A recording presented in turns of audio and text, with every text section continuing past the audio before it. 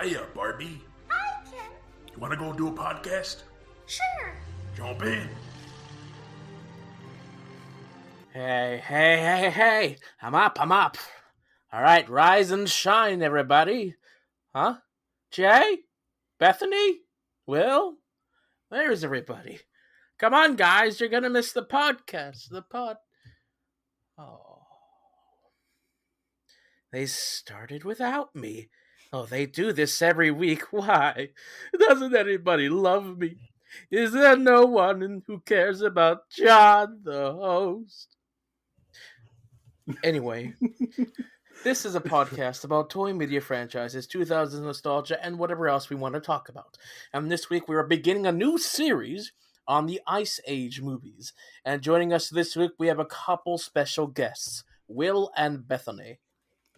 Yeah. Bethany Hey, returning, yes. and Will, first time on the pod. First time. Hey. Now, I have to ask, we always ask this of guests starting out the series, what is your Ice Age history? Mm. Do you want me to start or do you want to get started? I'll go ahead. Okay. Because I have a storied history with Ice Age. Yeah. I'm a lifelong certified licensed Ice Age enjoyer. I brought my papers. Oh, here just to perfect. Official certificate. Yep, that looks very official. Yeah, I'll need to keep it because it's on the Yeah, back of yeah. my utilities bill. Oh, But yeah, that's, yep. just Best way to, budget cuts. best place to Yeah. get your official Yeah, certificates. Yeah. No, I was obsessed with Ice Age when I was a kid, and we're like spiritually linked, having been birthed in the same year, Oh, 2002. nice. You know, almost practically twins, 3 months to the day. Wow. You know, that we were coordinated that way. But it was one of the like 5 to or so movies that I fixated on, like hyper fixated on when I was a kid. So I watched it hundreds of times, and when I was like ages 11 to 13 or so, I would steal my brother's laptop before going to bed and put the DVD in and listen to it with my back turned to the screen every single night before going to sleep. So I could practically recite the first 25 minutes of it before Nice. I was unconscious every single time I listened to it. So that's my history with Ice Age, although I hadn't watched it again in like 10 years until watching it with Bethany. Well, yeah, I'm looking forward to hearing how you thought of it now, reflecting back on the history there. Bethany, how about you? I definitely watched Ice Age a good handful of times as a kid, but it had been probably 15 years since I last watched it. And I feel like it was like, you know, thinking about Ice Age, I was like, oh yeah, that's a fun movie. But I don't feel like I really had any memories beyond that for me. And John, I know you also have a history with this. I feel like I'm the odd one out here without a. I'd only ever seen it once before this. Yes, I watched Ice Age when I was very young, back when it was first coming out. My first memory of this franchise was seeing like the teaser trailer on some random DVD that I was watching. And I remember the thing distinctly because it had I think the Vanilla Ice song "Ice Ice Baby" as the background track on it, and that's like the one thing I associate with this franchise is "Ice Ice Baby," even though I do not think that song plays in any of the films themselves. But don't quote me on that. Not that I've seen it. If they did, it's in the credits. But yeah, I watched the first one when it came out, and then I watched the other ones when they came out up until the fourth one, where I was like, you know what? I'm done with this. I cannot do this anymore. I've had my time with Ice Age, and now they've gone a step too far with pirates. That was What? Oh boy. Yeah. There's one with pirates, and then there's one where Scrat goes into space, gets in the alien spaceship from this one, and goes into space and causes the solar system to form. So these are feature-length films? Yes, no, Yes. that's just like the Scrat stuff in this one. That's like the inciting incident that then prompts the rest of I haven't seen it. I've just seen the teaser, and that is Okay. the teaser is. Yeah, Yeah, all the teasers for these films is just like Scrat's entire inciting incident, the full inciting incident. He is the most geologically consequential squirrel. He also split Pangea. Like, that's the reason we have continents, is because I remember that. They released a short. I think that's the theme of one of the later movies. Yeah, that's the pirates. Addendum That's to the- my relationship with Ice Age Yeah. is it was like a childhood friend that you're really close with, and then they move away and you never talk to them again. And that I was like, every day I was hanging out with Ice Age, and then one day we just grew apart. So I've only seen the first two, Okay. but I've seen them a lot. But in the original, the first movie, it came out with like a short where that happens, the Pangea thing. Okay. In Yeah. like a short that was attached with some of the DVD. Like, it was on the DVD Like my special family had. features. Right, like a Yeah. special feature. Right. And then I think they made like a whole movie off that premise later. Yeah, that's the one with the pirates. From what I'm aware of, having just watched the Yeah. teasers for all of these He- before we started recording. I remember another one of those shorts where he like finds a time machine. Are you guys familiar with this? When he like finds a time machine, this is like hazy memories from years ago, and he like travels to the French Revolution, and he like becomes Marie Antoinette, or he at least gets put in a guillotine. I'm sure that happens. I can imagine this happening given everything I have seen. Yeah, from this that was like one of the DVD extras from one of those Yeah. films. I'm Yeah. thinking maybe the second or third one.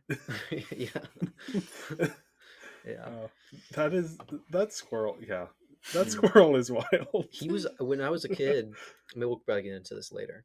I was convinced he was like an embodiment of some kind of chaos god.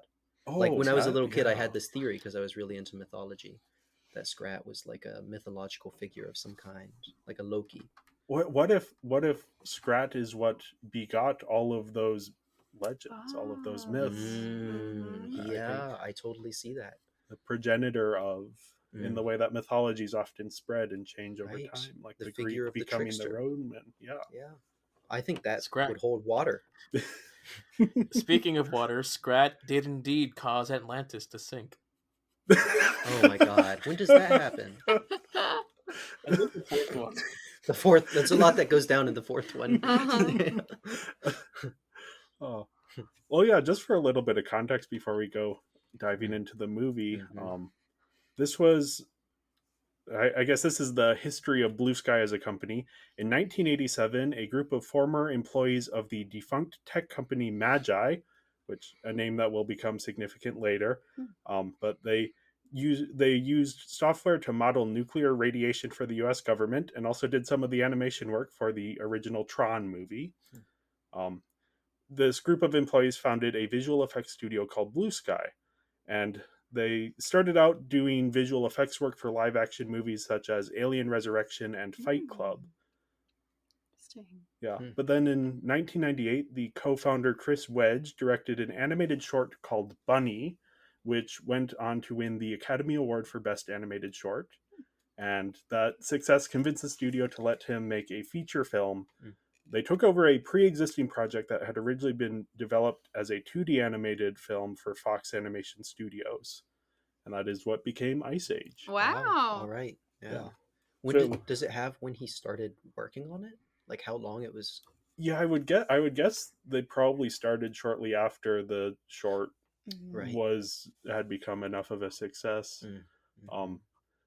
I think the original version that was with Fox Animation Studios, that was started development in like 1997. Okay. So they're probably in 1999 getting it off the ground as a 3D animated film. Gotcha. Yeah, I should have written that down. I'm sure the Wikipedia summary has all of that information. Right. But yeah, this was released March 15, 2002, and it was a massive financial hit, especially considering that release date. It was Fox was not expecting it to be a huge hit just because that's during the school year. So, but the opening weekend was huge. It's actually the 9th highest grossing film of 2002. Wow. Yeah, nominated for an Academy Award for Best Animated Feature. The second ever time they had that category. Oh, right. Yeah. Okay. Wow. Yeah. And it lost to Spirited Away. Oh, fair enough. That makes sense. Yeah. But yeah, as I was saying, it was directed by Chris Wedge, who is one of the co-founders of Blue Sky.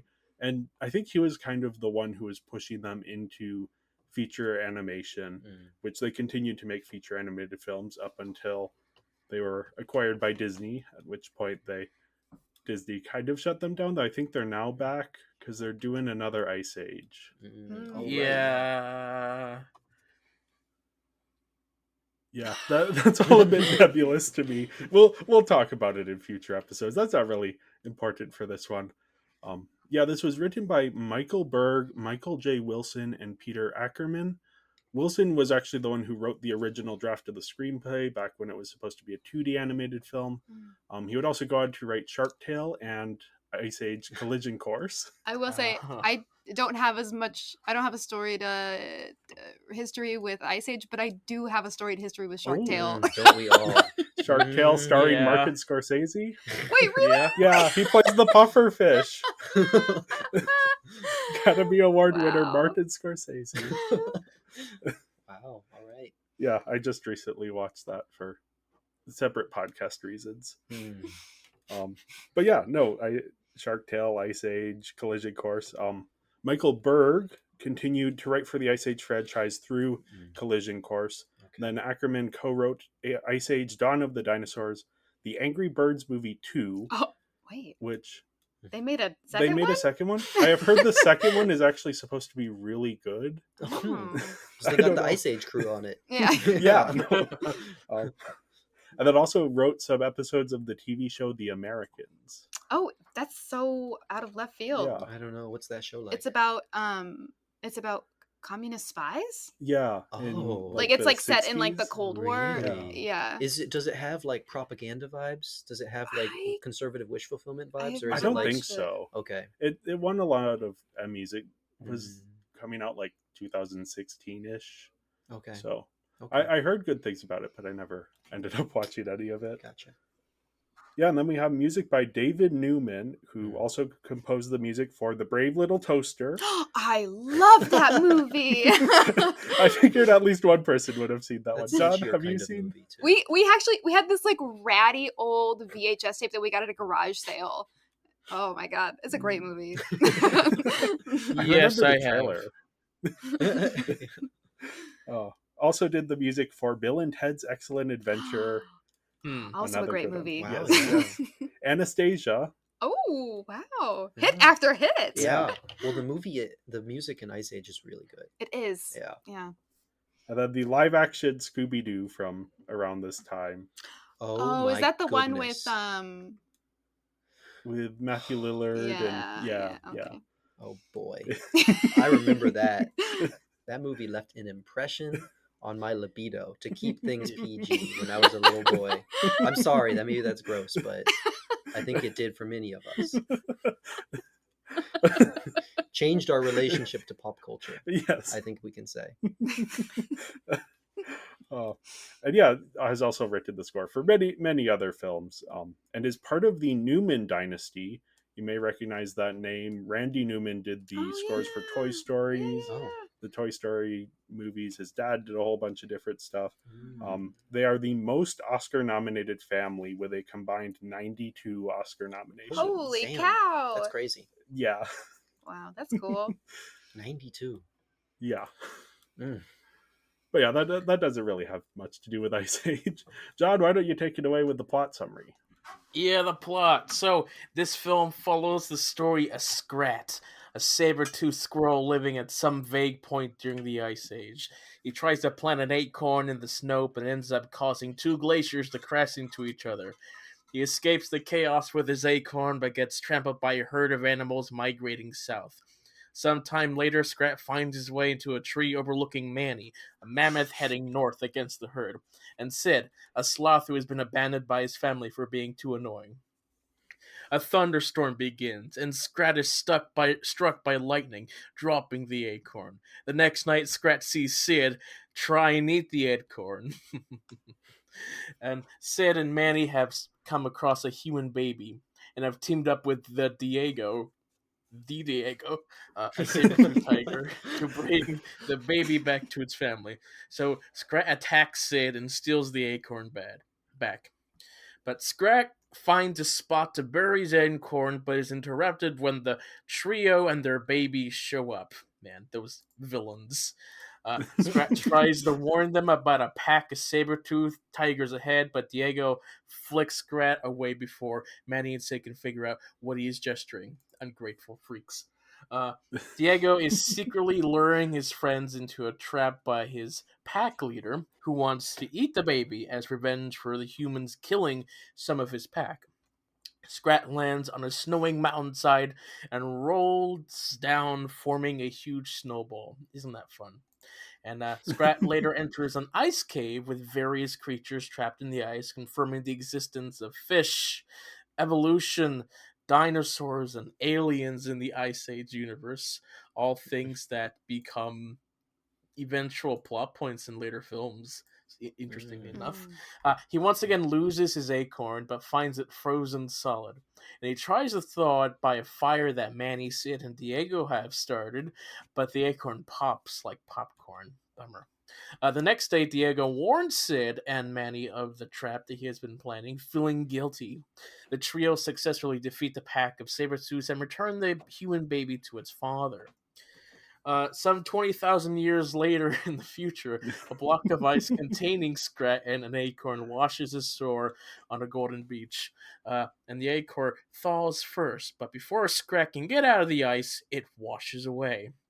And so Scrat comes across a coconut, but when he tries to plant it in the ground, it causes a volcanic eruption. That is the end of this period of Scrat's journey. Okay, I like how we really honed in on Scrat for that plot summary. Yeah. Scrat Also, is the most tragic character of this generation. yeah. Also, the list of things confirmed to exist in the Ice Age universe, strangely, all things that don't exist in ours. Oh Interesting. yeah. Fish? Dinosaurs, evolution, dinosaurs, aliens. Yeah. Interesting. Yeah. Interesting. That's how you know this is a fiction film. Yeah, exactly. Historical fiction. We do know that Scrat did exist and did Right. cause the splitting of the continents and the creation of the solar system. Well, Scrat is responsible for us all. So Yes, without yes. Scrat, there would not, be a human race or anything like that. So. Yeah, this is a sort of classic 3 men and a baby story. That is, I couldn't find any trope of this on TV Tropes, the authoritative guide to tropes online. But it's this thing that as far as I can tell, the original story for this was written by Peter B. Kine, and it's called The Three Godfathers. Started out as a short story and then was expanded into a novel about 3 bank robbers who come across a baby and decide to take it and take care of it and return it to its parents. It's loosely based on the story of the 3 Magi, bringing back the name Magi, of yeah. I think that's mainly coincidence. Right, yeah. But yeah, it's actually been adapted many times. There was a D.W. Griffith film based on it called The Sheriff's Baby that came out actually the year after the short story was published and before the novel was published. Oh, interesting. There was a John Wayne and John Ford directed film in the 1940s called Three Godfathers. And then more recently, the Satoshi Kon anime Tokyo Godfathers is also based on this story. All right. And then obviously an inspiration for the French film 3 Men in a Cradle, which became the Hollywood version 3 Men and a Baby, directed by Spock himself, Leonard Nimoy. Oh, and the inspiration for my own life in many ways. I would say. Yeah. I think the TV trope that you're probably thinking of, Jay, is that there's a version of this, but there's not usually 3 people. It's usually some action hero or superhero comes across a baby, and so the full episode is just them keeping the baby safe while juggling against battling villains. I think half of those concepts are like, you take a health class and they give you like a watermelon or a pound of flour, and usually that's what they're referring to in those episodes. But yeah, that's the sort of lone wolf and cub version of this. Where I think the 3 men and a baby version is, and it doesn't need to be 3 men, but sort of like 3 social outcasts or misfits. And it's kind of their way to like grow together, but also grow a sense of like social responsibility. I think especially like Tokyo Godfathers and Ice Age. Ice Age has a lot of that in it. Yeah. Yeah, I don't know. I always forget that this one is about a baby. You know, I did too. I feel like on the rewatch, I was like, wait, oh yeah, there's a baby. Yeah. This is not just like they're going on a journey together. The baby is Yeah. objectively the least interesting character, Oh yeah, you know, yeah. so Mhm. kind of makes Yeah. sense that he would be forgotten. This is also the only Ice Age film to feature humans, Right. except for Oh. one Christmas special, which has Santa Claus. Is Santa Claus human? Yes. Or is it that's Scrat in a disguise? I think That's such a bummer. yeah. I feel like there's such good like storytelling potential to bring the humans back around, like Mhm. especially the little baby. Have the baby come back. Ice as Age a- 5, 6. I Oh, guess is that what they're doing? Maybe. I Oh, don't okay. that's know. what we want. That's what we want to have happen. They're not Ice circling Age back 6, on the pirates? Anthropocene. The Anthropocene. That will sell well to kids. They'll be able to pronounce that. Or the Industrial Oh Revolution. no. How will Scrat cause that? Yeah.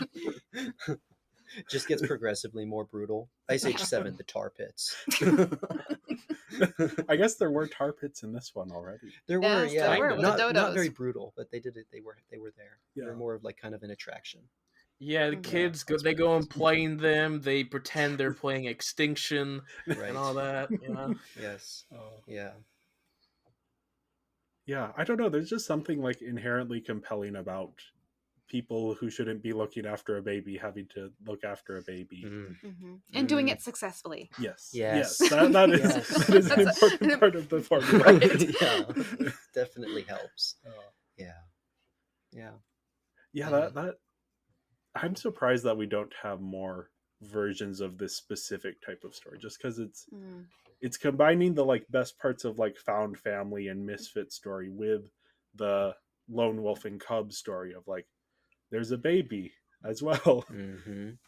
Yeah, I don't know. It's interesting. This is honestly not my favorite version of the story. I really love Satoshi Kon's Tokyo Godfathers, which is a much more nuanced approach to this. And yeah, This is that's kind of a weird question, but what are some of the nuances that you feel like improve this kind of story, Yeah. like make it a better version of the same trope? I think specifically that one, because it is about homeless people living in Tokyo, it's actually dealing with like a real version of social outcasts. Yeah.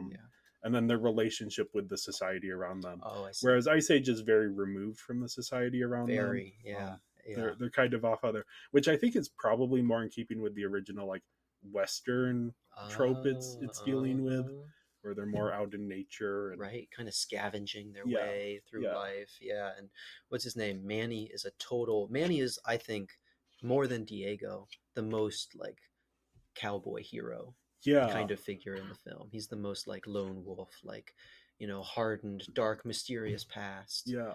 I mean, Diego feels like the obvious answer for that because he's kind of hot, but I think that Manny is actually the cowboy hero. No, I agree with that sort of the way he wanders into situations and then through his like, even though he is reluctant to do, or not reluctant to do good, he's just grumpy. He doesn't want to do the right thing, but he Yeah. has to do the right thing because he's a good person. Yeah. Or mammoth. Yeah. So he's just but yeah, he's wandering, he's going his own way, he's going against the flow. I don't remember, does he ever say why he's going against the herd, or is it just like stubbornness? His trauma. Yeah. In the Okay. when Scrat in his benevolence leads them into the ice caves, there's that sequence, all the strange things they see, and the cave paintings where Bethany and I were practically in tears. But that's one of, I feel like, the most complicated and interesting moments in the movie, because they give us this montage of Manny's family being like brutally slaughtered by a tribe of humans, and he's like touching the baby mammoth, which is, I think, implied to be his son that's now dead, his dead son. Or is it him? I think it's his dead son. Oh, okay. Yeah. And because he's like, I think it's his dead son based on the like imaging. That's how I happened. interpreted it as And well. he's like touching it with his trunk, and then the little predator to be, touches it with him, and they like share a look, and he's like, it's like a weird, even more like strange version of found family, because it's like your people killed my people. No, I'm like rescuing you from nature. Right. You know. Yeah, that's interesting. I hadn't considered the sort of circle of life, predator prey dynamic Mhm. in that of like, yeah, no, that is fascinating to bring Yeah. in. The humans are the real baddies in Ice Age because Well, and the saber-toothed tigers. I think they're even more than the Sabertooths because the Sabertooths already said at the very beginning, Soto, I think is the name of the Yeah, Sabertooth yeah. leader. He's like, we're gonna kill these humans because they slaughtered half our pack Oh, that's and right. are wearing their skins. Like, if you're a Sabertooth, Yeah, that's crazy. Right? Like they're kind of justified to lash. I'm not saying go for the baby, like maybe don't go for the baby, but like the humans are kind of the instigators. And who's to say that like half the pack wasn't baby Sabertooths? yeah, You know, that's like true. knowing humans, we would do that. Mm-hmm. You know, I think the humans are the real baddies. I think you have an argument to make there. Mm. Yeah, John, what do you think of this? I know you really like The Mandalorian, which is again that's more the lone wolf and cub version of the story, but I oh, you mean, like Lone Wolf and Cub, I the do like namesake Lone of the Wolf and trope. Cub. Yeah, I mean, this is a kind of a different, I don't know, topic than Lone Wolf and Cub. They're like similar but different. Like we said earlier, this is like the three men and a baby situation where Lone Wolf and Cub is typically, typically it's usually the protagonist kid or kid-like person to them. I don't know how to phrase that correctly, but there you go. That's what I have to say. Story wise, it is very simple story. A lot of people feel that not so much the journey with the baby, but like how the characters come together as a group is kind of like, this is just Shrek but with a baby, but not really. Shrek was more of a love story, and the Yeah. similarities is just Donkey and Shrek, which Mm. makes sense, and maybe Shrek wanting to be a loner, but Yeah, yeah, and it like is worth noting that like this did come out a year after Shrek, but it was in development long yes, before Shrek came out. And also, I mean, this did definitely benefit from people liking Shrek, though. I think definitely. that's part of why Sure. because this was back when 3D CG animation was not super common, at least theatrically, on the at this level, like a big studio, Right. big budget film. So Mm-hmm. this coming out after Shrek, and everyone loves Shrek, so they're like, oh, let's try this one here. Right. Mm-hmm. There Yeah, is I not a romance, but there is one kissing scene in this movie. Sid There and is. Diego get a big smooch on the forehead. You remember that? No. After Diego saves him from the rhinos, the gay rhinos. Oh, right. Yes. Yes. Mhm. Oh, and the gay rhinos. Yeah, They It's- don't kiss, but it's They're obviously like, they're obviously lovers. yeah. yeah. That's not a reach at all. No, it is Yeah. not. I was surprised for 2002 Yeah. that they were able to sneak that in, Mhm. and then connects back to because Blue Sky eventually tried to make Nimona. Oh yeah. Yeah, that was originally their project. What is that? It's it came out what, like a few Yeah. years ago? So it was Blue Sky was doing it. It was based off of a webcomic series, I believe it is. That's very queer. Has the main character Nimona is like shape shifting, and then there's a like gay couple in it, That's and a- so Mm. yeah. So pretty- Blue pretty Sky good. was developing Yeah. the project and had like started animation on it, Mm. and then Disney came in when Disney acquired 20th Century Fox because Blue Sky was under 20th Century Fox at that point and killed the project. Bummer. But then it got picked up by Annapurna and Netflix, and they were able to Oh. finish it. And in the final twist of irony, Nimona got a Best Animated Feature nomination in Disney's Wish, which was their big 100-year celebration movie. Did not. Ooh. Oh, So, snap. Yeah. Shape-shifting is always a great space for queerness metaphors. yes, As yeah, always. and it And is like allegories the and so on. yeah the author is trans of the Mm. comic, so There you go. yeah, there is a lot of very specific metaphor going on there. Mhm. Mhm. It is also very good, Mm. even though it's not super relevant to Ice Age. But the connection of it's interesting that like their first film and then their last film have these connection points. Yeah. That it is still very uncommon to have queer characters in, especially Hollywood animated films aimed at kids. Right. Yeah, absolutely. Huh. But yeah, no, back in 2002, they're like, hey, let's go Put for some it. gay rhinos in here, and they're tough too. Mhm. Yeah. And they love each other. And they love each other. They Yeah. make each other salads, hang Yeah. out in the hot tubs or whatever that was, sludge pits, Hot mud. hot mud pits. Rhinos probably do like those. I don't know. Yeah. Mhm. Yeah. Mm-hmm. Thoughts on the story here? I mean, it is simple. Mm-hmm. It doesn't really go in directions you aren't expecting it to go, or at least that I wasn't expecting it to go. Though Yeah. I did see this once as a kid, so Mhm. I don't know Right. how much of it is me remembering versus. Right. No, I think it is Yeah. pretty predictable, but so, I think yeah. it's done well. Like Yeah. it's just like enjoyable to watch and doesn't I don't know, for me it doesn't feel like overdone. Yeah. And I do like the way that it kind of plays with its own like context. Like like what Will was talking about earlier with the human mammoth relationship, Yeah. and letting that be like an interesting aspect to the story. Mm-hmm. Mhm. Yeah. I also think like this is probably the best overall story and writing quality of the films. Mm. Because later on, because this one specifically, I also think like Age is the best. Because the other ones, they start getting into more, for some reason, because they're kid animated films and they become popular. They're like, okay, now we have to add more modern colloquialisms and slangs for the kids. So and then you just get stuff that's like, why is this in the Ice Age? Why are you speaking Mm. of this? Why is there pirate ships? Why are we talking about Twitter? Why are you Oh my rapping? gosh. What's Oh going on? no. Oh no. They totally nosedived into that, huh? Oh yeah, The yeah. pirate ships to rapping pipeline is real. Oh my goodness. For this one, like any of those colloquialisms are like kind of subtle in the background, or if they were, they're kind of forgotten at Mm-hmm. this point. Yeah. But yeah, there you go. Mm-hmm. Or they're just like good. They're just like funny. Like the like southern migration montage that we get at the beginning. It's got this like living in Michigan. This is a familiar like the what are they called? Old birds, old people birds. Oh yeah, the Southern birds. Snowbirds. Snowbirds. Yes. Thank you, old people birds. Well, I couldn't. It's old people. We call them birds. They go south for winter. Yeah. I feel like there's some of that. Like it's like Yeah. family road trip, and like it's it's like obviously it's like that wasn't. It was like a life or death instinctual matter for these creatures, and not like a commercial habit. But they bring in those elements, and I thought it was good. Yeah. I thought it was funny. And a lot of like the wordplay in this one specifically was specific to like Ice Age theme things like the dodos, and Yeah. Mhm. Oh, I the fucking love dodos are dodos. just their own things. Yes. Ugh.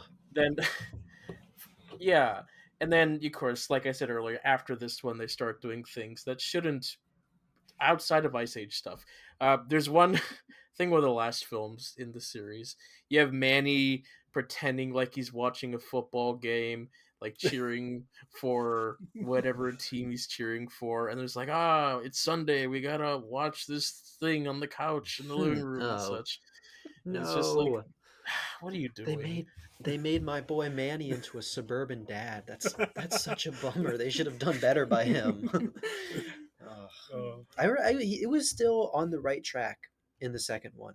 I don't. I'm like Okay. I'm Yeah. like gonna die Yeah. on this hill. Yeah, I'm no. not good, but like I do remember the second one. It still felt like oh, it's funny. It's animals being like human, but it's still like believable animal behavior. Mhm. You know, like Well, that's reminding me, one of the things that we talked about watching it this last time Mhm. that was funny that would have gone over my head as a kid is the like Ice Age denier, and then also like Oh, the yeah. dodo's relationship to the Ice Age of like Yeah. apocalyptic, They're like like they've got preppers. like a cult like prepper kind of Uh-huh. relationship with it. fascist marching. They're like Right, goose-stepping which at the beginning. I thought was actually very sophisticated humor. Yeah, and in it gets. Is it okay if we branch into the second movie a Yeah, little bit? yeah, no, In the go for second it. movie, it starts off with. So Scrat has a whole like Jesus arc in the second movie Oh where my. he sacrifices himself to save the people as they board this like ark to like to escape this flood. Yeah, and then he goes to heaven. He literally, there's a scene where he goes to heaven and is dragged back to Earth by Sid. By Sid? By Sid's. And then he beats Sid's ass.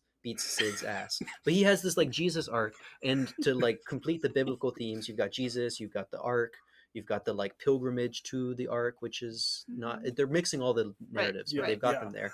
At the beginning, there's a false prophet.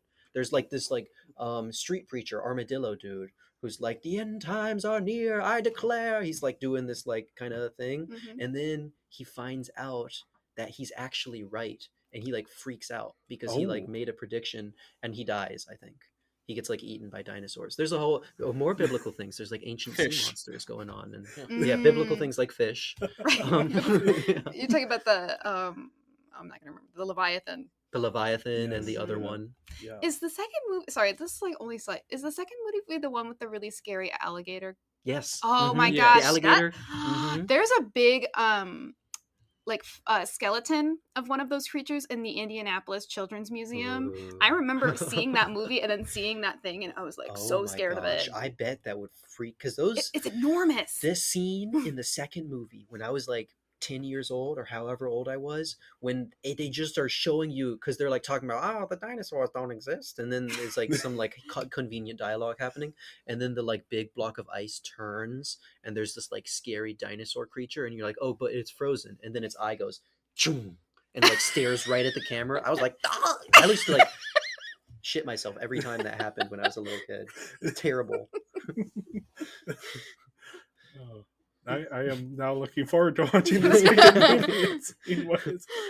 Yeah, they go all in with the like Scrat as a mythological figure of some kind thing in that one. I haven't seen any of the others, but it's hard times for Scrats after the. Okay. It's always hard time for Scrats.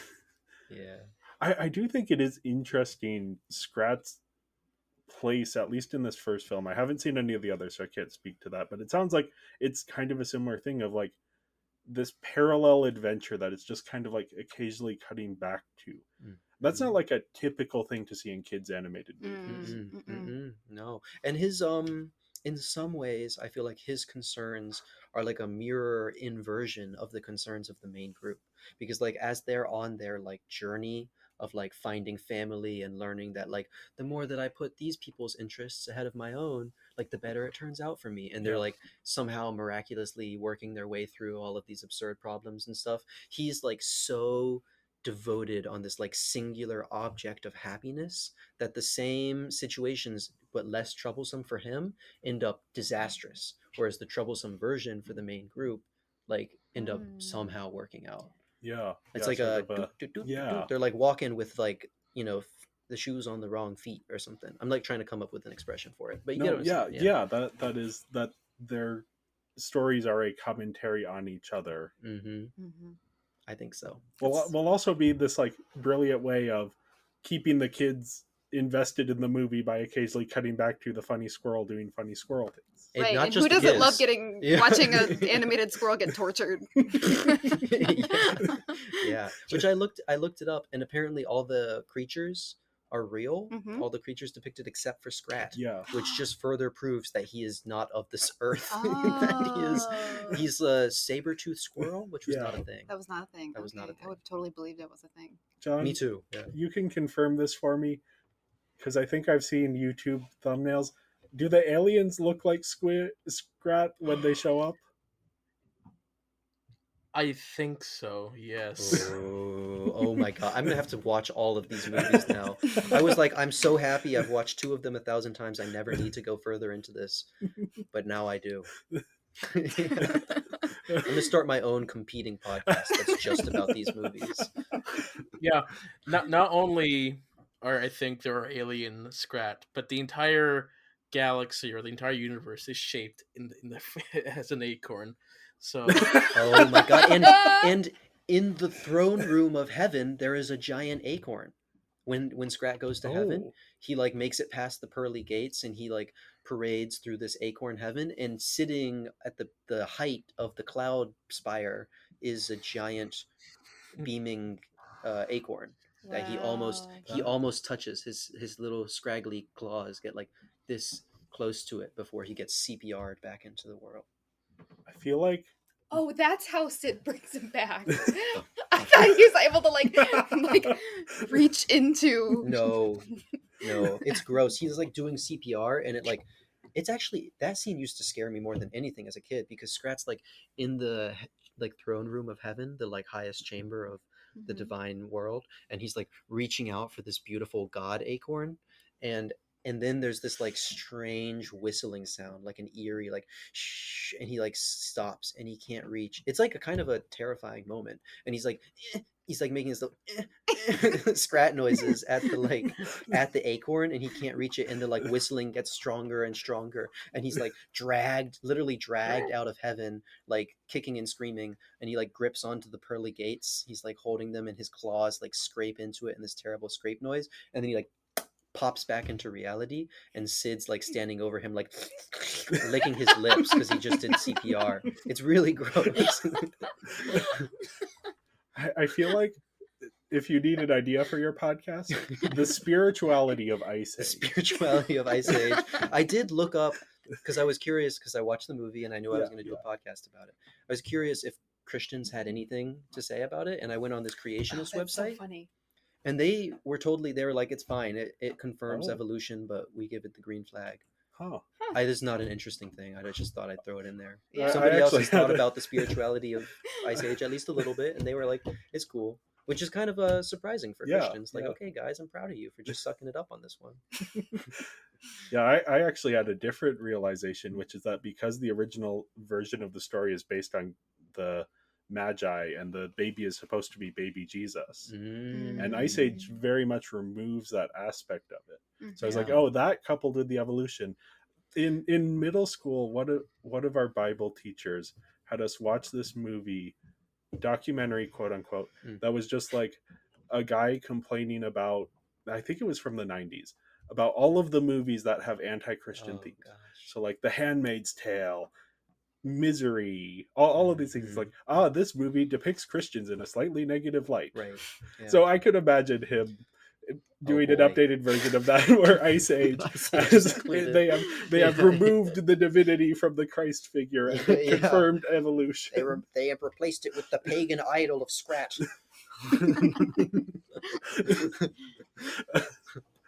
Yeah, I could totally see that. Any other thoughts on the story before we move on to characters? Well, I just want to bring. I want to bring up. There's the three babies and a man, 3 men and a baby motif or trope. We should do 3 babies and a man. Babies and a man. That's me and my roommates. I'm kidding. I love my roommates. And I'm definitely not. They're not the babies. Yeah. Anyway, that's past roommate situations, but we've all had one of those. Anyway, migration is a big thing in this movie, and I feel like now more than ever, and we can like draw some creative I don't have anything productive to say about this. I just am bringing up the other part of the plot. Yeah, it's all happening in the context of migration, and that they're all defined in different ways by migration. Right. Like the human is going to get left behind by migration, but like with pain, and it defines their different kinds of family. Yeah. Like the human's family is one that mourns him. Sid's family is one that ties him up and leaves him in a cave. Right. Manny's family is one that's dead, and that's why he's walking against the grain. It's just like migration. And those all feel like actually like pretty like those are aspects of migration that like just about anybody from any culture can relate to. Like, it's not like the Oregon Trail or whatever. It's like just about every culture has had some migration in their history, and or any person that's ever made any kind of pilgrimage. I think any movement from place to place, right? Whether you're a snowbird or something or an old bird, or an old bird, firebird. I did want to take a quick second to check in with everyone. How do you feel about the humor of this movie? I think it's like I said, there's some sophisticated humor that I got at some highbrow philosophical humor that I got now. But I feel like most of the humor is just kind of like, haha. Like, I feel like what I was laughing at most when I was watching it this last time around was Ray Romano saying human. Yeah. Like Carl Sagan. Yeah. The human race. Yeah. Yeah, I think for me the humor was a big thing. That when I was a kid, like I think I only ever watched this once, Mm-hmm. and I think the humor just didn't work for me as a kid. It doesn't really work for me as an adult. There's too much potty humor. Not really. Wait, what kind I of think humor? that Potty humor. Potty humor. Yes. Are there fart jokes? No, there's poop jokes. There's poop. The Yeah. diaper. Yeah. The diaper scene did land on me differently this time. The diaper scene landed on you. Whoa! And then there's Sid who steps in poop and then wipes his feet off the salad. Oh God! Yes, I forgot that part. Yeah. Yeah, that was, I was very much like a Disney kid growing up, so that sort of side of things didn't appeal to me cinematically. So Yeah. this was never one that was on repeat in our house, at least as much as I can remember. Well, I'm a dumbass, so I love. I'm joking. It is a thing a lot of people find funny. It is beyond my comprehension, but I do respect that there is an art to it as well. I mean, I'm 23. I'm 23. I'm 23 years old, and I watched this the other night, and I was 2 Benadryls and a quarter of a beer in, laughing at everything. I was. It got me. All the cartoon, the sequence where they're in the caves and they're having like a slip and slide fest, and they're like swing, swing, the sound effects. I was like smacking Bethany on the shoulder, like lightly, the way that you slap someone you love, like a little, like just like laughing at it. It still gets me. Yeah, I don't think I was as into the humor when I was a kid though. It was more like the spiritual message. Okay. Oh, okay. Yeah. Mm-hmm. I think that is often the opposite reaction to how people. It's the bell curve meme. I'm like Manny. I go against the grain. Yeah. I always found Scrat to be the funniest part of all the films. Scrat was like the main reason for me to go and rewatch these films as a kid. Sometimes Sid would have like 1 or 2 funny moments, but like I wasn't here for Sid. I was here for Scrat. As an adult, the humor is hit or miss because that's how comedy is for me in general. Scrat, just no matter what he does, he is comedy gold. When I was a kid, Scrat used to stress me out. I would get so anxious. I'd be sweating watching him do his stunts and stuff. He used to piss me off a little too. I was like, can he just fucking die already? Like, how many versions of this creature are we gonna have to see get mauled before they just put his ass to rest? Like, so I had a different take on Scrat, but I respect, very like appreciated Buster Keaton. That's what I was just. That's like what I was Buster just Keaton. thinking. Yeah, yeah. Well, yeah. Let's do our scores for the story here, and then we can hop on down to character. I gave the story a 2 out of 5. I honestly I fell asleep at one point and then had to like rewind and watch back part of it. Which is not an uncommon thing. John knows I fell asleep through most of the last action scenes of all of the various Transformers movies.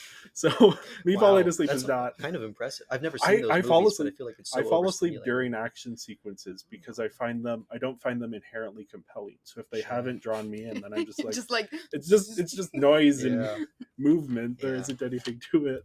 So yeah, it didn't grab me. But I know that there's a lot of nostalgia for it, and I think talking about it and hearing everyone's perspective is giving me a little bit more. Sure. But yeah, I'm still gonna give it a 2 out of 5. Yeah, perhaps a little harsh. Yeah, I gave it a 3. I'm basing all of my scores since for this podcast series I have already watched all the films for this series, and so I'm basing my numbers looking back on the quality in general. So yeah, for this one, the story is a 3. It's simple. It's all right. Nothing too crazy. Some good moments, but I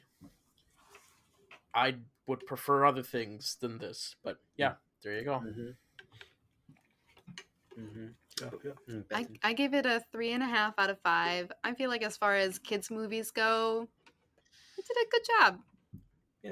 That's very fair. Yeah. I should give context. I don't love a lot of Hollywood studio animated movies, so I don't blame you. Yeah, Yeah. no, me neither. Me neither. Mm-mm. This is one of the only ones I do love, and I love it.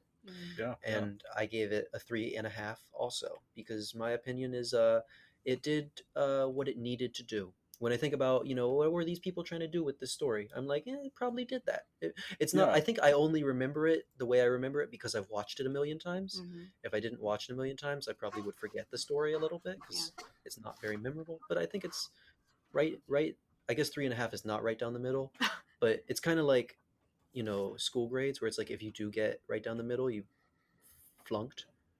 Yeah, For me, it feels bad giving it a 2.5 out of 5 for some reason. So give it. it's more brutal. Yeah. Even though you're like, oh, that's half, Yeah. but half feels brutal somehow, Right. like a 50% in school. Mhm. But yeah, for me, a 3.5 is just like you did what you needed to. It's a C. C. Yeah. Yep. Yeah. Well, yeah, we can get into characters now. I put Okay. Scrat at the top of our list. Oh yeah. We've talked a bit about him, but he is really the true star of the show here. In the franchise, really. Yeah. Right. Yeah, I've again, we talked about how like Scrat. I've always remembered Scrat and always come back to Scrat. And through watching these films again this time around, I finally realized what I like about Scrat so much. He is a modern Looney Tunes character Mm-hmm. Mhm. where Yeah. you can have just this character with a simple concept, put him in every situation, and it's like still funny. It's like Bugs Bunny and Wilmer Fudd and Daffy Duck. They have like the same gimmicks and shticks, but it's fun all the time. Uh, I guess Scrat is kind of here Pepe Le Pew. Yeah. How he's always chasing something. Although this one, he's Ooh, not chasing. lust. Anyway, Well, I don't know. He's after his anyway, nut. Yeah. anyway, yeah, the Scrat's character is just he's a squirrel chasing this acorn, and antics happen, and I will never question anything Scrat does because he's just like the cartoon character. Everyone else, when they do stuff, I'm gonna question them because they have full backstories. They have emotional arcs. They speak and have complex thoughts. Scrat, he just makes funny little noises. Does all these wacky stuff. Mhm. Nothing can really kill him. His eye sockets will come out of his Yeah. eyeballs. You know, and he'll be fine for the next film. Mhm. So whenever he went to space, I was like, okay, Scrat in space. I'm not turned off by that. That makes Mhm. sense to me. If any of the other animals did that, I'd be like, okay, what are you doing? So are all of the other characters like Manny and Sid and Diego, are they in the other movies? Yes, Yeah, they're they're about those characters. Oh Yeah. wow. They're like That's- solidified by like I've said, I only seen the first two. But by the time of the second movie, whatever time skip ahead that is in their life, they're like family. Like I know at the end of this one, it's like, oh, we've all found each other. But by the time of the start of the second one, Mhm. they're like really in it. we're a Like, found family. You can't break up the family to do your own Mhm. thing. they talk about the herd. They're like, yeah, man, the herd. Like almost Right. like in Always Sunny in Philadelphia, how they talk about the gang. Like it's just this like stable unit, Right. and they like engage in it in different ways. The herd, and then people have to join the herd. Queen Mm. Latifah shows up with her two adopted possum brothers. Oh. Yeah. Well, yeah, those guys. I think it's Queen Latifah, isn't it? It's Queen I know Latifah. she's in Okay. some of these, so yeah. Mary's Manny. Yeah, Manny. Speaking of Spoiler. Manny, he's Speaking the of- grump sorry. here. The grump. He's Yeah. just like he's going against the flow, Mhm. just kind of out of spite. Yeah. Like he doesn't have a goal in mind. He's just like everyone's going this way, so I'm going that way. Mm-hmm. Yeah. He's trying so hard to be not a wonderful person and failing. Yeah. Mhm. It's kind of like in New Girl, there's a scene in one of the episodes that it's like kind of following Jess, and for people who know the show, Jess and Schmidt's arc, and And at the end of the episode, after all the hijinks have happened, Jess says to Schmidt, she's like, if you ignore everything that you do on purpose and only focus on the stuff that you did on accident, you're a really wonderful person. And Manny's kind of like that. He's like trying so hard to not be a wonderful person. You know what I think Mammoth? it is? What's up? He lost his family. Yes. And at the beginning of the movie, he's like, I'm done with family. Mm. But he can't help it that, like, he just, he's, he needs it. And Yes. There's that. I think that's the thing that all three of the main characters share in common is they all long for a deeper familial connection than the one they currently have. Right. Yeah. And Manny is the one who kind of expresses it the least but feels it the deepest. Whereas Sid, it's all on the surface. Yeah. And he has abandonment issues. Yeah. He's ready to drop it all for Sue's sexy sloths in the mud pit. He does not care. That doesn't change at all in any other films. Yeah. Oh, I remember the second one starts off with him hitting on Macadam's sloths at the water slide. Dang. Yeah, he's like hiding behind a little block of ice to like look trim. I have these movies memorized. I'm sorry. They're never coming out. I'm gonna be in the old folks' home telling people about Sid.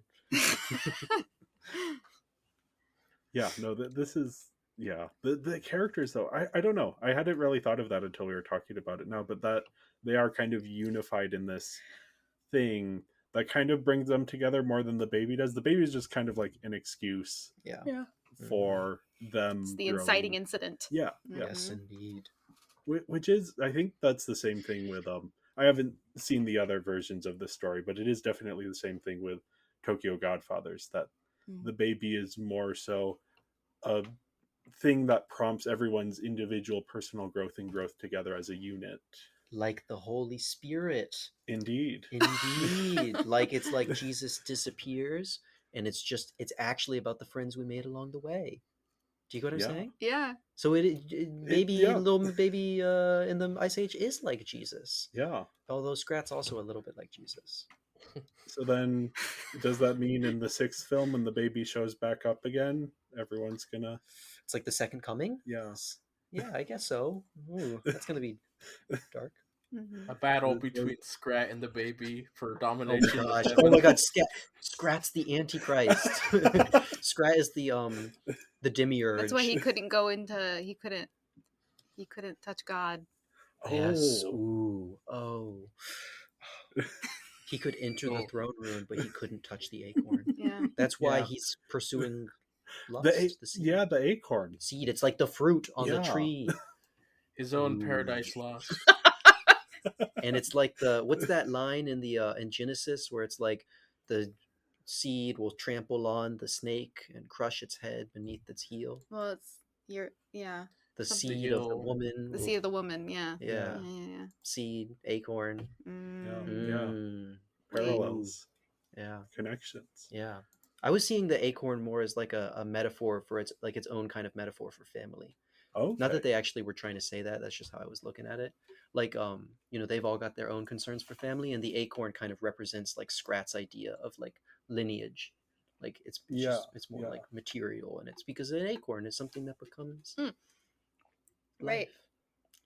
He's storing it for later. Yeah. Indeed. Yes. Yeah. Like he doesn't want to eat the acorn.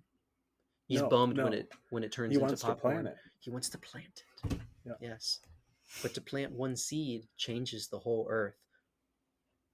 I'm proud of that one. I didn't get much of a reaction. Until he finally decides to give up his crusade and just eats the acorn. Oh, does he? That was like the farewell video that Blue Sky gave when their thing was finally closed. They released like a 1-minute video of like Scrat finally getting the acorn to planet, stops before he does it, and it's like, I'm gonna eat it, and then he runs away after eating it. It's a really sad moment. That's so beautiful. Then we're getting Ice Age 6, so we'll see what happens there.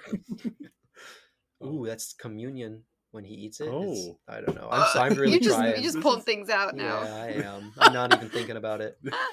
I mean, hey, that's the fun of sort of developing an idea. Good point. Yeah.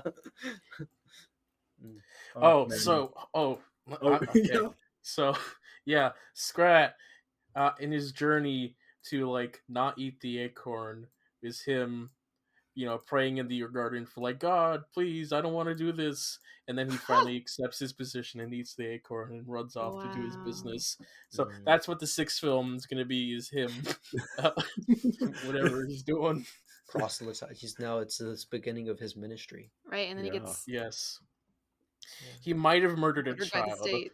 Murdered by the state. Yeah. Anyway, Manny. Or I think are we on Diego now?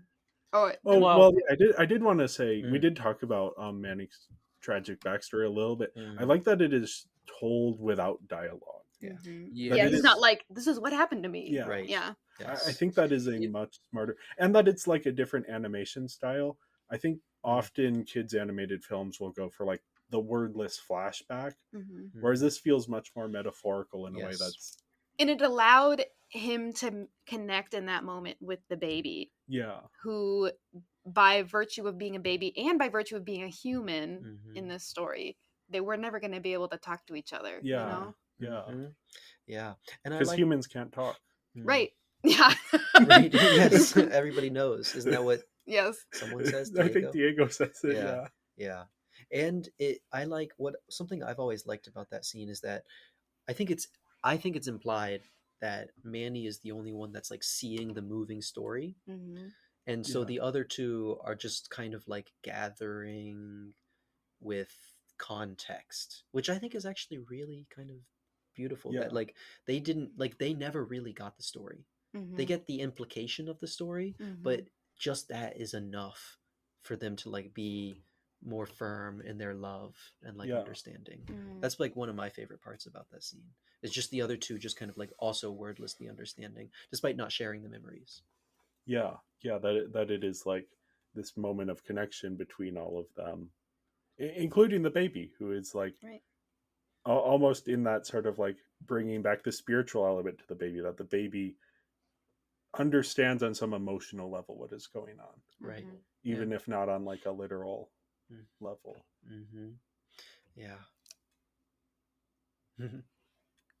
Bethany just really thoughtfully pushed up her glasses, and I was like prepared for some wonderful nugget of wisdom. I was maybe I don't know how long we want to, but I was remembering that, so like the mammoth human connection, if you had any thoughts about how this relates to Primal. Oh yeah. John will want to have this conversation because John's a fan of Primal. Well, I've actually only seen like 5 episodes of the show. You had a lot of thoughts about them though. I did. Well, I just really like Genndy Tartakovsky's animation style. So most of my thoughts are just like, because unlike Jay, like I said before, I'm a dumbass and I love just action for the sake of action. Like I love just a little bit. That's fair. Boom, boom, pow, wow. Like, Bethany knows I'll just like pull up fight sequences, not even good ones, on YouTube, and just and I mean, that there is something compelling about it, even if I don't like have the same reaction. And Tartakovsky's great, I think, at compelling action, like action that is for the sake of action. It doesn't feel like he's really trying to be deep about it or something, but it is so beautiful, and I do feel like it says a lot. Sorry, I'm just talking about Tartakovsky. Oh no, but yeah, those are most of my thoughts on Tartakovsky. It's just that I love the way that he does action and how pointy and sharp his characters are. I'm not like educated about animation enough to like talk about it eloquently, but his characters are so like jagged and they like flash around. But I was, like you said, John maybe has more to say about this, but the one that we're talking about, that Tartakovsky, Primal, is also a story of found family in a kind of prehistoric. It's not an ice age. It's like, cold there though. It's cold in some of the episodes, and then some of the episodes it's a jungle, and they're kind of all over the biome, all of the biomes. Oh, but it's a human and a dinosaur, isn't it? Yes. Oh, I think it's just the episode I watched with you had a mammoth in it. Yeah, it's like the 4th or 5th episode. Oh my god, that episode's so beautiful. Yeah. And that also has themes of family. Right, absolutely. Like people coming back for their kin. Right. Yeah. Is that the successor to Ice Age, Primal? Ooh, the spiritual successor. Yeah, grown-up version of Primal. I think it is, because I think Primal also gets, like Ice Age got really weird and started bringing in pirates. Primal gets really it like goes far beyond. They're like, now there's witches, Oh, and now there's like more advanced civilization, and there's like different species of human, and it just gets really wacky. There's like magical creatures and demons and shit. No, they also get weird with it.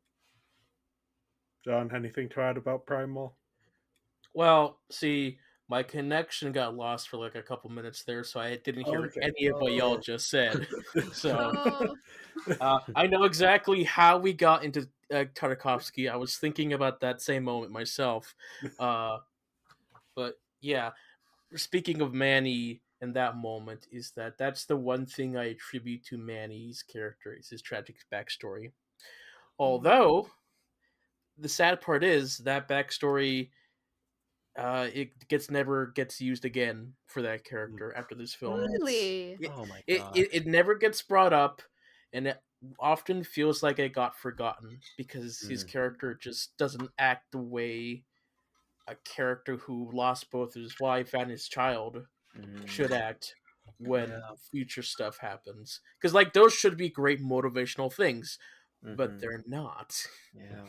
Yeah, you're right. I'm even thinking about having seen the second movie, how Oh, there's like a lady mammoth. there's a lady mammoth, and it just, you would think there would be, and she gets a tragic backstory. Queen Latifah gets a tragic backstory, but his, and it like defines their relationship. Uh-huh. But Manny's trauma never comes into play the way that hers does. They just kind of, his whole Yeah. thing, that movie is weird. He's just kind of got this like vague and like not fully articulated, like, we're the last of the mammoths, we should make more mammoths, because it's like what we should do, because otherwise the mammoths are going to go extinct. And it's just kind of this vague kind of, and he's attracted to her, but that's as deep as his perspective goes, whereas she's got kind of a Right. more questions at work for her. It's a shame. Yeah, I think that's kind of common for kids animated movies, especially of this time, when you have like a very complicated tragic backstory. The sequel is just kind of like, let's not even touch that. Right. We'll let's double down on the things that people thought were fun Right. and maybe pull back on some of the Mm. which is not great for characterization No. when you're watching these back to back. Yeah. Double down on the Ewoks. Oh yeah, Diego. He probably has the biggest character arc in the movie, just going from one end to the other. Yeah. One side of the food chain to the other. I guess he doesn't move down the food chain, but Moral his spectrum. allegiances Yeah. switch. Yeah. For sure. Yeah, that classic bad scheming guy turns good through friendship and family and all that jazz. Mhm. Yeah. It's because it's true. It is. Redemption is real, folks. You heard it here first. Yeah. He also belongs on everybody's "Hear Me Out" cake. Yeah, I have to agree. I feel like at the when you and John, if you ever come to the point where you're like wrapping this podcast up, we need to do like a hear me out cake That's really funny. as a part of that like Yeah. celebration. I don't think John would be interested in that, but I will get a group of like-minded guests together and we can go Bring into me that. back. Yeah. I don't know if I've had any hear me out stuff happen in this podcast, so No, I think no. if anyone has done that, it would have been me. And I think I hold back on that for the sake of the sake of the podcast. I'm too normal and boring for that, unfortunately. But anyway, Yeah, no, Diego. He is. I think I find his relationship with the baby the most compelling, because he actually has to be won over. Mm-hmm. Whereas like Manny is trying to deny the connection, but has this connection. Yeah. And Sid, everything's on the surface with Sid. Yeah. So with Diego, there's like there's a little bit more of like their bond is almost the strongest, because that's how the baby says goodbye, is through the peekaboo game. Right. Yeah. Aw. Mm-hmm. Yeah. And he was the one that was going to sacrifice his life. I mean, Right. I'm sure they were Yeah, all willing, but he's the one that like he like threw his body Yeah. in front of the other saber tooth at the Right. last Mhm. minute kind of thing. The classic kids animated movie death fake out. Yeah. Jeez. Okay, but we also had that with Manny, like very, very briefly. Yes, with when he falls off that cliff for and- Diego. Yeah, To save Diego. Yeah, so there's like a parallel there. Yeah. The saving each other. Yeah. But that one was like 10 seconds. Yeah. Yeah, they did not let you sit with it. Yeah. Well, they were waiting for the bigger one later on. Yeah. Right. Yeah. Yeah. Yeah. Yeah, like Manny, I feel like Diego loses a lot of what made his character memorable in this film. It more so the writers just don't really know what to do with Diego after this point. It's like, his character arc is done. Now I guess he's just a good athletic guy in the rest of the films, and he's like, which there. Honestly, I prefer that to the other arc that they give reformed villains, which is what if they tried to be villains again? Yeah, that is better. And get seduced by the dark side. It's like, okay, like it is kind of boring for them just to like join the group and kind of not have anything else to do. But there is the other version of that, of like that is, I find, a little bit overdone. Yeah, he just turns into a Chad. Yeah, Diego. Although I will say, in the second movie, which I'm going to keep pulling out of my back pocket, he does have a kind of interesting. Somebody's making some tater tots upstairs or something, and it's really getting to me. It smells really hungry so too. good. That's why I'm sorry if I've been talking less. I've been visualizing tater tots in my brain for like 20 minutes. Anyway, I had to throw that out there because I was just gonna blurt out the word tater tots if I didn't, with no context. Diego has like a really interesting. I can't think. Really interesting phobia. Is it tater tots or brownies? It's something really good. I think it's nachos. Nachos. Okay.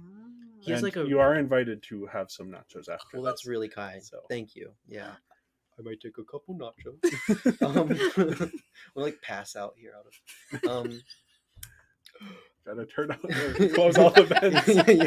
Yeah. I'm like taking my like headphones off to like just lock in for a second to finish the sentence.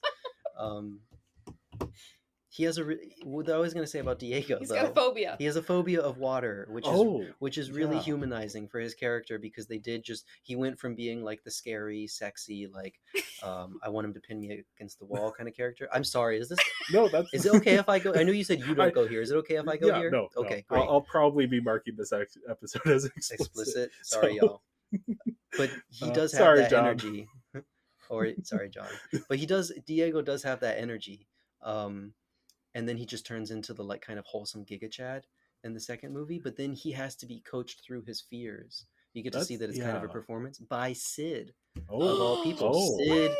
Sid like takes on this kind of like strange mentor role to teach Diego how to swim, and like tells him about like your ancestors. It's all coming back to me in fragments because of these nachos, but it's like your ancestors swim and you're a fearless cat. I don't know, he like prowl, he like guides him like a visualization through this, and then Diego is finally able to do what was making him so insecure and battle the fearsome dinosaurs, which I'm pretty sure in that movie he's been denying the existence of until they like literally attack them. He's like a naysayer. Yeah. I am looking forward to talking about that one. So Diego, I have a little bit more to say about him further down when we get to the pack. Okay, just his relationship to them. But yeah, Sid, I know this is kind of a basic response, but I do find him annoying. Yeah, he's that character who is there primarily for the kids. Yes. Yeah, I don't like this type of character anytime this type of character shows up. So I will let people who enjoy this type of character, if anyone does, you can advocate for them.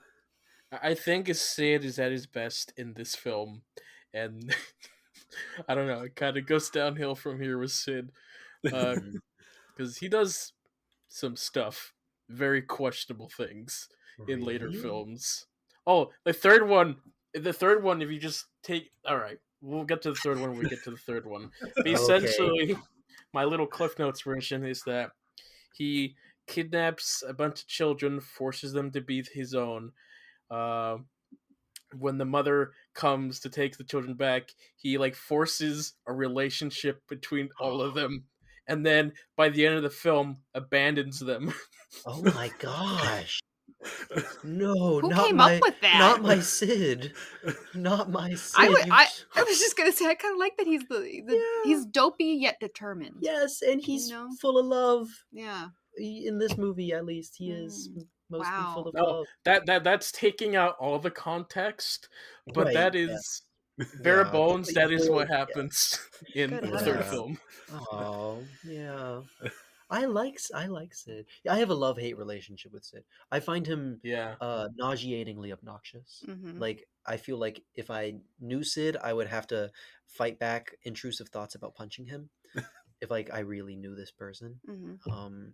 But also from like two steps back, I'm always rooting for him. Like I really want him to get that love that he's after, and I do feel like, given the chance, I feel like he could really be a good person. I believe in Sid, and I like that in the second movie. Pulling it out of my pocket again, he gets like a little like worshipped. He gets like worshipped for a minute. Oh, he gets He a like cult. finds this cult of Yeah. pygmy sloths, and they like hoist him on high and sing his praises. And I love that scene. That's my favorite Sid scene. Yeah. Yeah, I feel like this is the way they have characterized him leaves them a lot of room to do interesting things with him in the future. And I do, even though I find him annoying as a character, I think having him around is an interesting balance to the rest of the group. Right, he kind of grounds them, or not grounds. He almost does the opposite of grounding them. Yeah. But in a nice way. Mm-hmm. Yeah. I also love seeing him get hurt. It does more for me than Scrat getting hurt. Like when he like is walking, he steps on the stick and it smacks him in the face. Oh yeah. Or whatever the knot. When Diego bites him and won't let him out of his mouth, and he's going, "Ugh!" He's making those sound effects. Yeah. He's like, slowly turning blue or whatever. It's funny. It's really funny to me. I like Sid. Some of his humor works for me.